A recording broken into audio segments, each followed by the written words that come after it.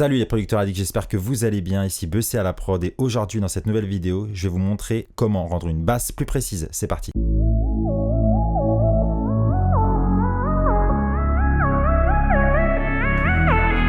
Avant ça, je vous invite à cliquer sur le bouton s'abonner pour rejoindre les producteurs addicts et recevoir toutes nos nouvelles vidéos. Et vous pouvez télécharger gratuitement mon pack de drums en cliquant sur le lien juste en dessous.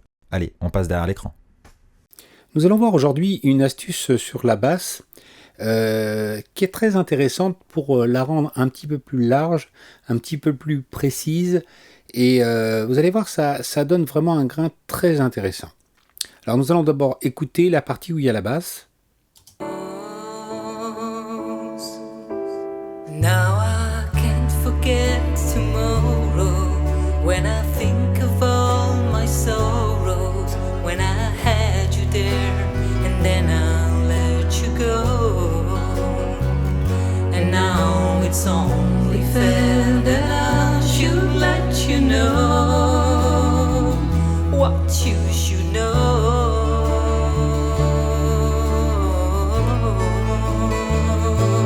Alors pour donner de la précision et élargir la basse, ce que l'on va faire, nous allons dupliquer la piste de basse deux fois. Nous allons créer une piste stéréo. Voilà. Je vais prendre ma basse et je vais la déplacer sur ma piste stéréo. Je vais effacer les pistes vierges. Ça sert à rien. Effacer, c'est là. Voilà. Je vais aller chercher ma table de mixage. Donc j'ai ma basse ici, j'ai ma basse stéréo ici. Je vais l'assigner aux mêmes sorties. Voilà. Ensuite, ce que je vais faire. Alors si j'ai assigné, hein, c'est des sorties à moi. Hein, c'est très personnel. Vous le laisserez en principe sur moniteur.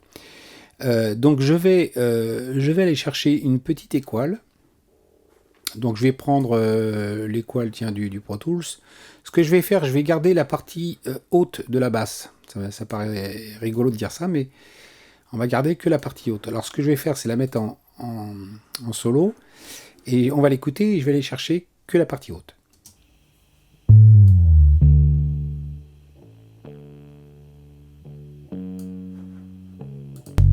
Vous voyez, vraiment, je prends que le haut. Hein. Alors, une petite chose. La basse que j'ai ici, elle est déjà pas mal analogique. Cette espèce de petit grain que vous entendez en haut, espèce de petite distorsion, c'est ce côté analogique. Mais pour la démo, je vais exagérer le truc en ce qui concerne cette basse, mais vous le ferez sur vos basses si elles sont propres. Vous allez rajouter dessus un petit peu de, comment dirais-je, de disto. Alors légèrement. On va prendre un programme qui me paraît pas mal, c'est le Crunchy, voilà, il est pas mal. On va écouter. Oui, cette espèce de là-haut, c'est parfait ça. C'est exactement ce qu'il faut. Ce que je vais faire maintenant, je vais rajouter un petit chorus.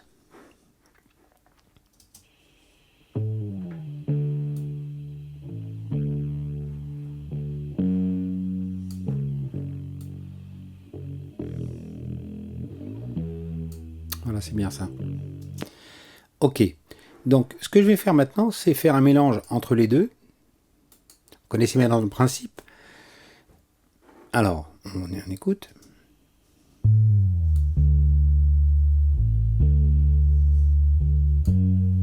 On va écouter dans le contexte.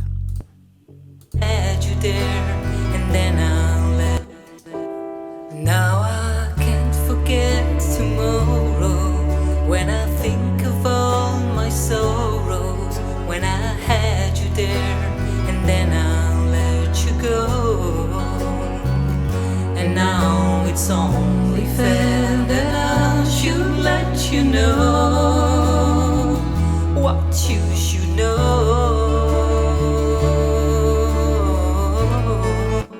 Voilà, donc c'est à vous, après, de faire votre mélange. Mais je peux vous assurer que vous allez gagner dans tout. Là, vous allez gagner en largeur, vous allez gagner en mélange, vous allez gagner dans tout. Voilà. Ce qui est important, c'est de comprendre que en analogique, c'est trop propre. Donc, ce qu'on fait, c'est de rajouter des petits artifices pour justement apporter cette couleur qu'on a moins en numérique. Voilà.